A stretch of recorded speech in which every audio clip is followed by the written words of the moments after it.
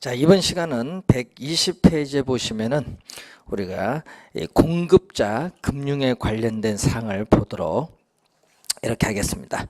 자, 공급자 금융에 부동산 신디케이트가 있죠. 자, 우리가 투자자,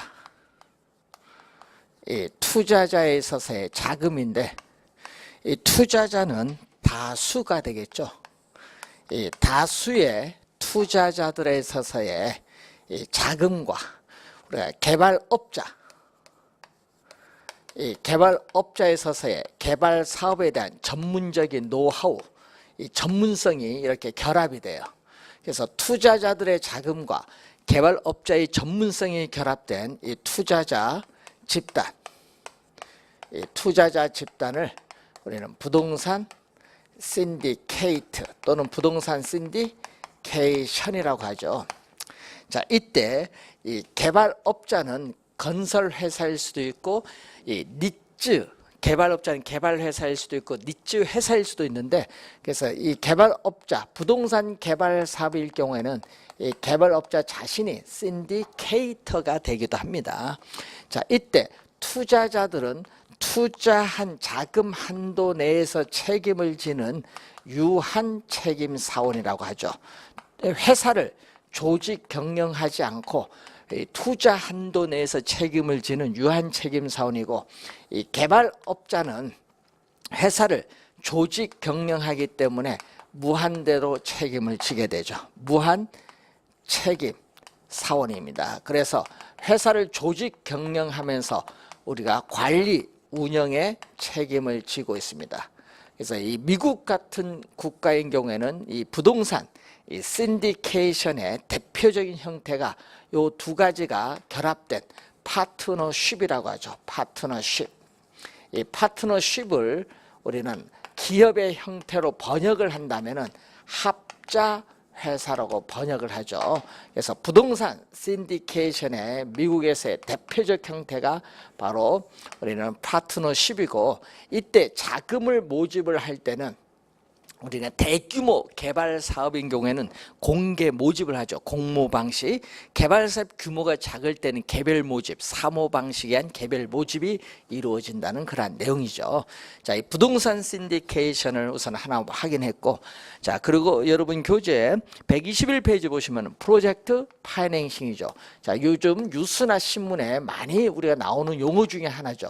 또 그러기 때문에 시험에 자주 출제되는데, 이 파이낸싱은 금융이라고 번역을 하시고 이 프로젝트 금융이죠. 그래서 앞에 PF를 따서 가끔 우리 PF라고 약어로 또 많이 사용을 하죠. 그래서 PF라고 하죠. 이 프로젝트 금융인데, 이 프로젝트 금융은 우선 부동산을 담보로 해서 금융기관으로부터 대출을 받는 방식이 아니라는 것. 부동산을 담보로 하여 금융기관으로부터 대출받는 방식이 아니다. 자, 그러면은 우리가 이 대규모 PF는 대규모 자금이 소요되고 공사기간이 오래 걸리는 그러한 개발 사업에 적용을 하는데, 이 미국인 경우에는 우리가 유전 개발 사업을 위해서 이 PF 방식이 도입이 된 겁니다. 자, 그러면은 이 사업주, 스폰서인 이 사업주는 이 개발 사업에 하는데 자금이 우리가 부족하다. 그래서 이 사업주는 일정한 자금을 출자해서 법인을 하나 이렇게 만들죠. 이 특수 법인을 하나 만듭니다. 이 특수 법인이 이 프로젝트 시행회사가 되겠죠. 자, 시행회사를 이렇게 만드는데, 그래서 특정 프로젝트 개발 사업, 뭐 유전 개발 사업이라든지 아파트 개발 사업, 고속도로 개발 사업, 항만 개발 사업, 이러한 특정 프로젝트 개발 사업을 위해서 시행회사를 설립하는데, 이 시행회사는 사업자는 전련됐다. 즉, 이 프로젝트 시행회사는 이 사업자는 별도로 회계적, 법률적으로 독립적인 이러한 회사를 설립을 하는 거죠. 그래서 이 특정 프로젝트 개발 사업에 있어서의 미래의 이 수익성을 담보로 합니다. 그래서 이 미래의 이 수익성, 부동산을 담보로 해서 대출받는 것이 아니라 이 미래의 수익성을 우리는 담보로 하여 이 프로젝트 이 시행회사의 대차대조표상 부채로서 회사채를 발행하죠. 회사에 이 채권을 발행해서 개발 사업에 필요한 자금을 조달하는데, 그럼 이 회사채는 인수를 우리가 하는데 한 금융기관에 인수하면 너무 위험이 높으니까 어떻게 돼요? 다른 금융기관과 협의를 통해서 우리는 이 회사채를 공동 인수하는데, A은행이 주 간사은행 되면서 다른 은행들과 협의해서 대주단을 결성해서 회사채를 공동 인수하는데, 이 회사채를 공동 인수하는 전략을 신디케이션 론이라고 하죠. 신디케이션 형태로 론, 대출을 해준다는 얘기죠. 그러면은 이 시행회사의 대주단은 이렇게 자금을 대출해주죠. 자금을 대출해줘서 우리는 이자를 받게 됩니다. 자, 이때 여러분 특정 프로젝트 개발 사업으로부터 발생하는 이 미래의 현금 수입과 현금 지출, 이 미래의 현금 흐름을 이 회사채에 대한 이 상환의 재원으로 삼는데, 이 특정 프로젝트 개발 사업이 망할 경우에는 이 대주단은 프로젝트 시행회사가 가지는 자산이나 미래의 현금 흐름에 대해서만 원리금 상환을 요구할 수 있습니다. 이 사업주에 대해서는 원리금 상환을 요구할 수 없죠. 그래서 비소극 금융을 원칙으로 합니다. 비소극 금융을 원칙으로 하고, 이 개발 사업의 일정한 부분 보증한 경우에는 보증한 부분의 제한을 우리가 두죠. 보증한 부분에 대해서만 원리금 상환을 요구할 수 있는 제한 소극 금융의 경우가 일반적입니다. 사업주는 프로젝트 시행회사가 조달한 자금을 사업주가 이용을 하고 사업주의 대차대조표상에 부채와는 관련 없죠. 그래서 장부 외에 자금을 융통하는 효과가 있습니다. 그렇기 때문에 이전보다 이 사업주가 이미 대출받은 금액보다 더 많은 자금을 조달할 수 있어요. 이 채무를 수용할 수 있는 능력이 높아진다는 사업주가 가지는 장점이죠. 자, 이런 내용이 있고, 또 이 대주단은 우리가 자금을 통제를 해야 되는데 에스크로우 계정, 위탁관리 계좌죠. 에스크로우 계정, 위탁관리 계좌를 통해서 우리는 자금 흐름을 통제를 하게 돼요. 자금 흐름을 통제를 하죠.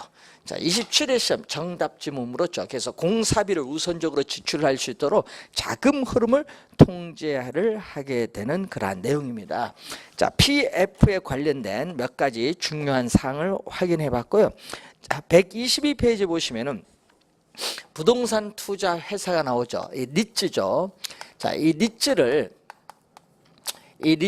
부동산 투자 신탁이라고 번역을 하기도 하고, 또는 부동산 투자 회사에 관한 법률. 자, 이 부동산 투자 회사에 관한 법률에 의해서는 부동산 투자 회사라고 합니다. 자, 그럼 부동산 투자 회사는 주식 회사이기 때문에 부동산 투자 회사는 발기 설립의 방법으로 하여야 한다. 그래서 2001년 2월 임시국회를 통해서 통과되면서 7월 1일부터 우리가 시행한 제도가 바로 부동산 투자 회사 제도입니다. 자, 그러면은 이 부동산 투자 회사는 이 자산을 부동산에 투자하여 운영하는 것을 주된 목적으로 부동산 투자 회사에 관한 법률에 의해서 설립된 회사를 부동산 투자 회사로 갑니다. 자, 그러면 이러한 부동산 투자 회사는 우리가 이 자기 관리 세 가지가 있거든요. 이 자기 관리 부동산 투자 회사, 리츠는 부동산 투자 회사고, 또 위탁 관리 부동산 투자 회사, 그리고 우리가 기업 구조조정 부동산 투자 회사, 이렇게 세 가지로 나누는데, 문제는 우선은 이 개념이 또 시험에 자주 나오죠. 특히 우리가 최근에 한 4번 출제된 게 요 자기관리가 4번 출제했죠. 그럼 자기관리 부동산 투자 회사의 개념이 여러분이 이 122페이지에 나와 있는데, 자산 운영 전문 인력을 포함한 임직원을 상근으로 두고 자산의 투자 운영을 직접 수행하는 회사를 말합니다. 자, 위탁관리 부동산 투자회사와 기업구조조정 부동산 투자회사는 어떻게 돼? 자산의 투자 운영을 자산관리회사에 위탁하는 회사를 말합니다. 자, 그리고 회사 형태를 보면은 자기관리 부동산 투자회사는 본점 외에 지점을 설치할 수 있고 직원을 고용하거나 상근 임원을 둘 수 있는 실체 회사를 말하고, 이 위탁관리 부동산 투자회사와 기업구조조정 부동산 투자회사는 본점 외에 지점을 설치할 수 없고 직원을 고용하거나 상근 임원을 둘 수 없습니다. 이 서류상으로만 존재하는 회사를 페이퍼 컴퍼니인데, 이것을 번역을 하면 명목회사죠. 이 서류상으로만 존재하는 페이퍼 컴퍼니, 명목회사를 말하죠. 자, 그리고 부동산, 우리가 이 설립 자본금 보게 되면은, 자, 27회 시험에 또 정답 지문으로 물었죠. 이 자기관리 부동산 투자회사의 설립 자본금은 5억 원 이상이어야 한다. 자, 5억 원 이상이어야 된다. 자, 원래 또 정답을 물었죠. 자, 그리고 위탁관리 부동산 투자회사와 기업구조조정 부동산 투자회사의 설립 자본금은 3억 원 이상이어야 한다. 자, 여기는 3억 원입니다. 바뀌었다는 걸 주의해 두시고, 자, 그리고 우리가 부동산 투자 회사에 있어서의 최저 자본금이 여러분이 제10조에 우선 나오는데, 자, 영업 인가를 받거나 등록을 한 날부터 6개월이 지난 부동산 투자 회사의 자본금은 얼마다? 우리는 자기관리 부동산 투자 회사는 70억 원 우리가 이상이어야 되는 거고, 위탁관리 부동산 투자회사와 기업구조조정 부동산 투자회사는 우리가 각각 50억 원 이상이어야 되겠죠. 자, 요 관련해서 이 기본적 개념만 우선 확인을 했는데, 이 니츠의 개념이죠. 니츠는 소액 투자자들의 자금을 모아서 대규모 자금을 만들죠. 그래서 자산 운영 전문 인력이 투자이기 때문에 간접 투자다. 직접 투자가 아니다. 여러분, 본인이 직접 부동산에 투자해서 수익을 발생시키는 제도가 아니라는 거죠. 자산 운영 전문 인력이 부동산 관련 증권에 투자해서 발생한 수익을 투자자에게 투자한 지분에 따라 배당의 형식으로 되돌려주는 제도를 말하죠. 그래서 간접 투자이면서 니츠 자체가 하나의 상품입니다. 그래서 증권회사의 뮤추얼 펀드에 빗대서 소액 자금을 가지고 대규모 자금을 만들어 투자하기 때문에 증권회사의 뮤추얼 펀드에 빗대서 부동산의 뮤추얼 펀드라고 하는 게 바로 우리는 니츠라는 것을 염두에 두시면 되겠죠.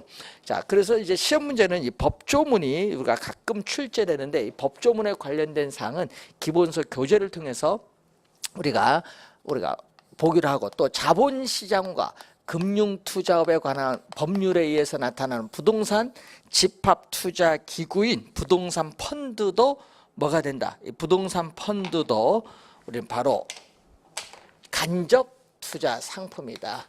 펀드는 본인이 직접 투자하는 것이 아닌 간접 투자 상품이라는 것도 하나 기억을 해 두시면 되겠습니다.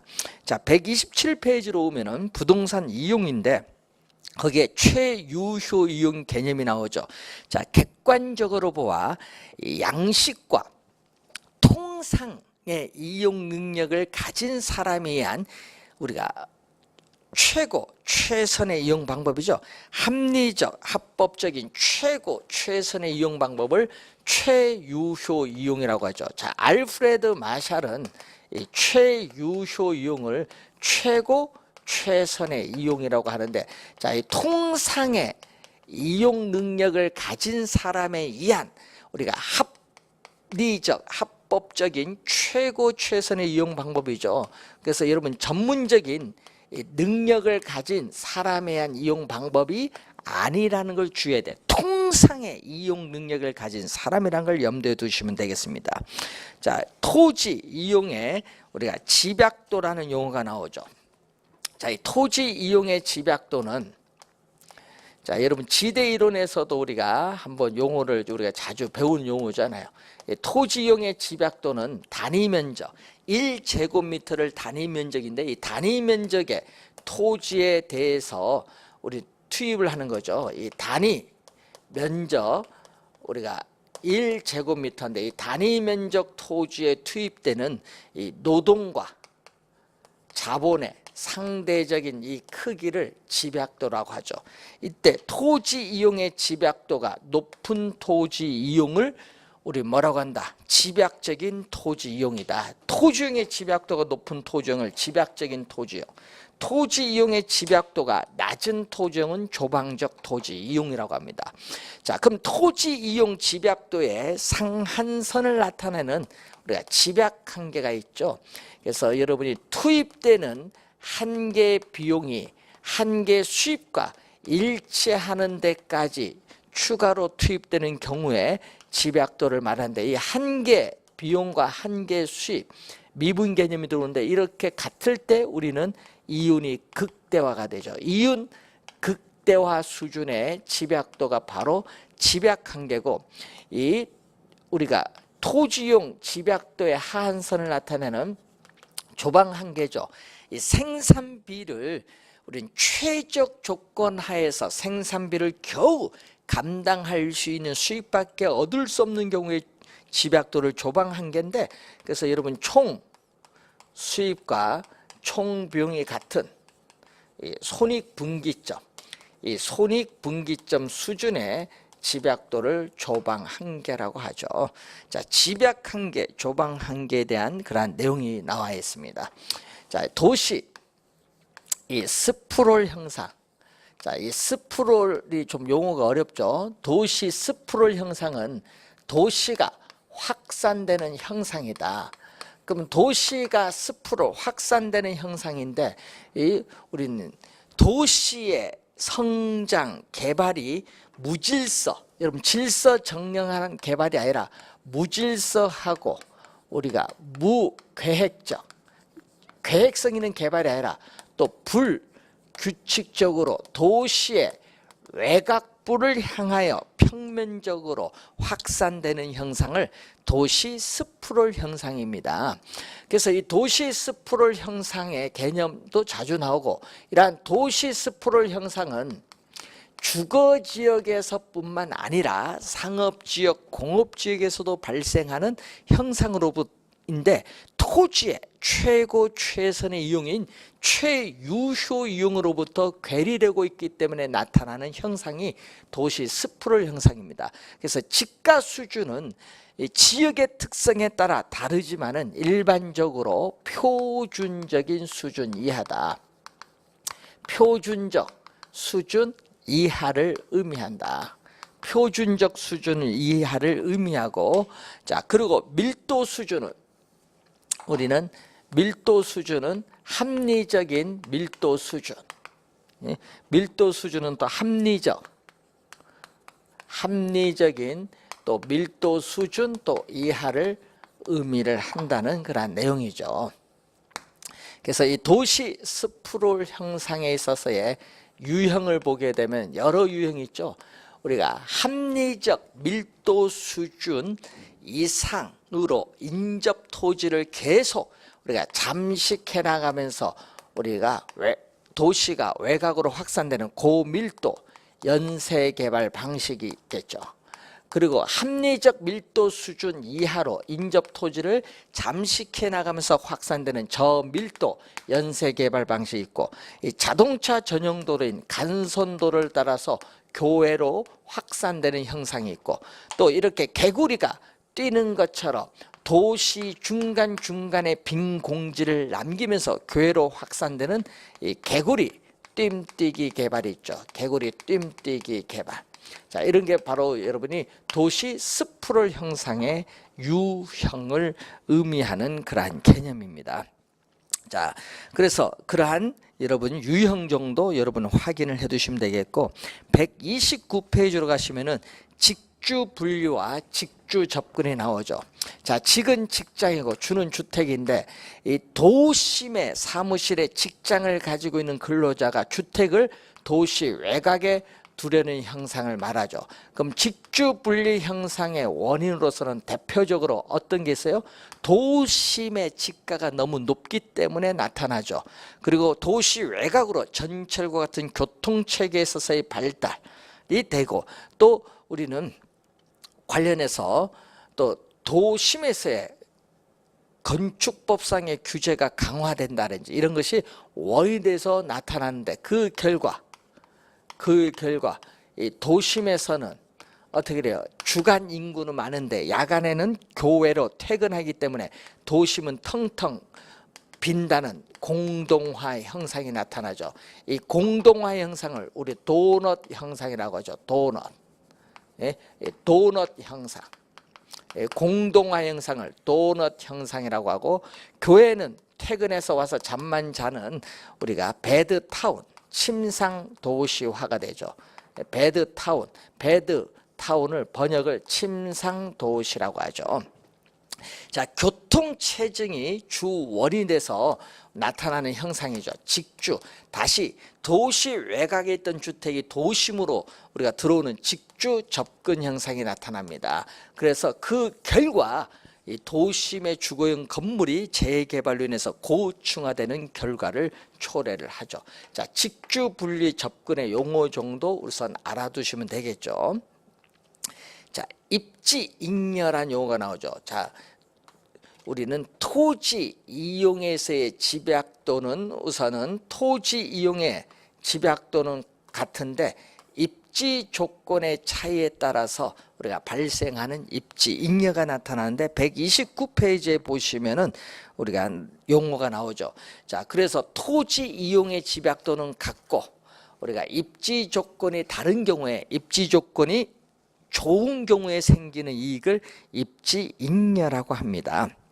자, 130페이지에 오시면은 부동산 개발이 나타나죠.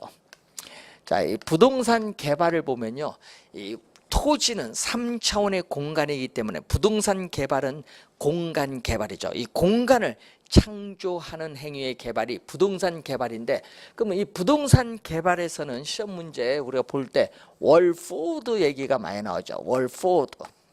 자, 월포드는 학자가 시험에 많이 나오는 학자인데, 자, 월포드는 부동산에 있어서의 개발 과정이 7단계가 나오죠. 자, 여러분이 26회 시험에 또 순서를 또 출제했었죠. 자, 개발 과정에 우리가 7단계를 보면 첫 번째가 무슨 단계죠? 우리는 어떠한 형태의 개발을 할 거냐, 또 개발된 공간을 어디에 배치할 거냐, 구상, 아이디어 단계가 있어요. 두 번째는 무슨 단계죠? 예비적 타당성 분석입니다. 예비적이란 말은 아직 개발 안 했거든요. 구상만 했지. 그래서 개발 사업을 한다고 예상할 경우에 그 개발 사업으로부터 미래에 예상되는 현금 수입과 현금 지출을 계략적으로, 여러분 정밀하게 분석하는 게 아니다. 정밀하게 분석을 하는 게 아니라 계략적으로 분석을 하는 거죠. 계략적으로 분석을 해서 수익성이 있느냐 없느냐 사전에 미리 수익성을 검토해보는 단계가 예비적 타당성 분석 단계고, 세 번째는 수익성이 있으면 이제 땅을 매입을 해야 돼. 적정한 부지를 모색하고 확보하는 부지 구입 단계가 세 번째고, 네 번째는 이제 예비적이 아니라 타당성 분석이죠. 자, 땅을 매입을 했으니까 지질, 지세 등 설계 시공 가능한가, 기술적 타당성 분석.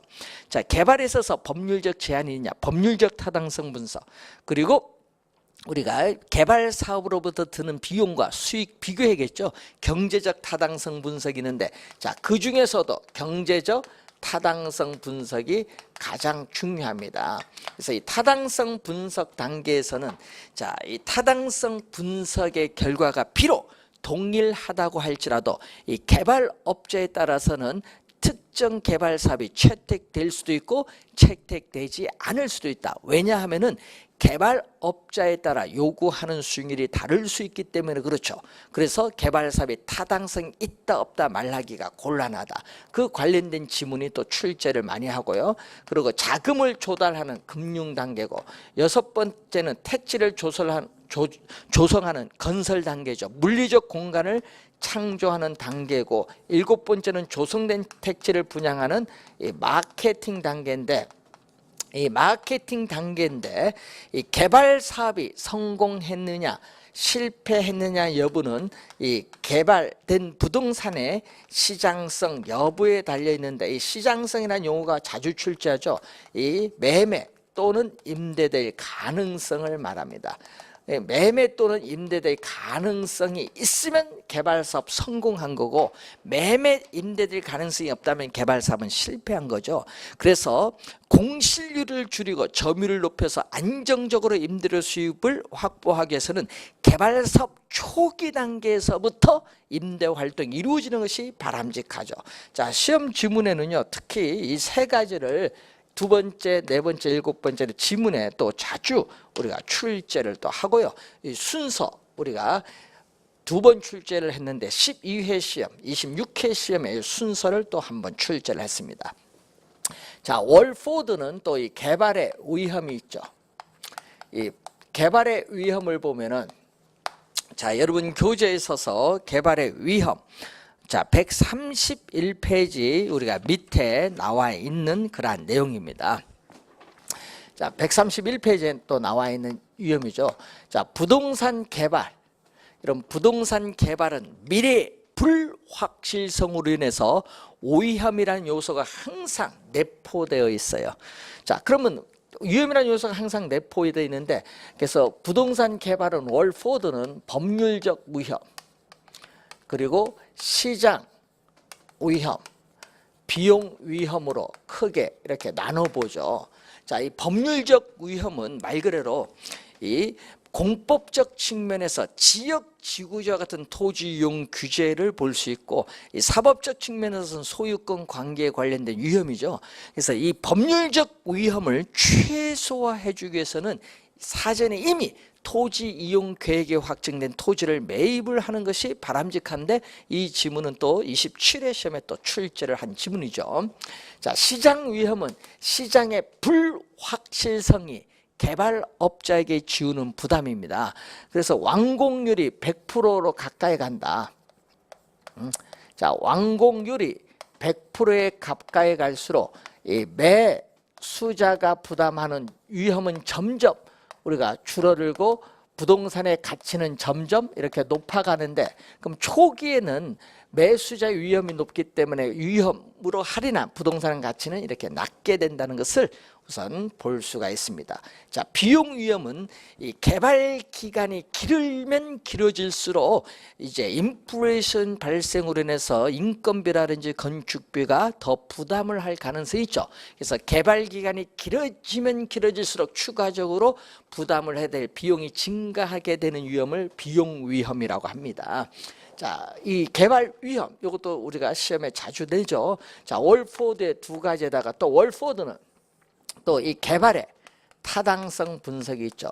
자, 이 부동산 이 개발에 있어서의 타당성 분석이 나타나는데, 자, 그래서 이 부동산 분석의 체계를 보면은, 자, 우선 25회 시험에도 출제했고 27회 또 뭐 22회 시험 지문에 또 자주 나오죠. 자, 지역 경제 분석이 있습니다. 이 분석 대상 지역의 고용이라든지 소득이라든지 그리고 인구 등 총량적 지표를 가지고 분석을 하죠. 그래서 분석 대상 지역, 이 분석 대상 지역에 있어서의 모든 분석 대상 지역의 모든 부동산에 있어서의 수요와 시장에 영향을 미치는 요인을 분석, 확인, 예측하는 작업을 지역경제 분석으로서 거시적 측면의 분석이죠.